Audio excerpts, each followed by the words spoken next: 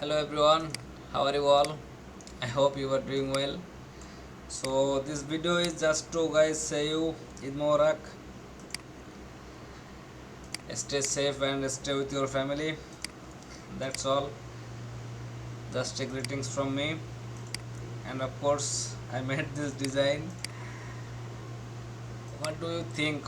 What time it takes to make this design or how much time it needed?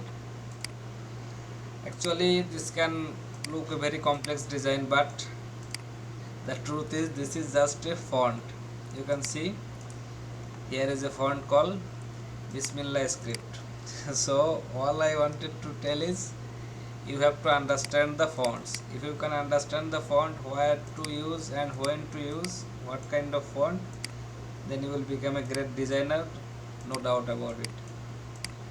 Okay everyone, so have a great time and stay safe, stay home. May God bless you all. Thank you.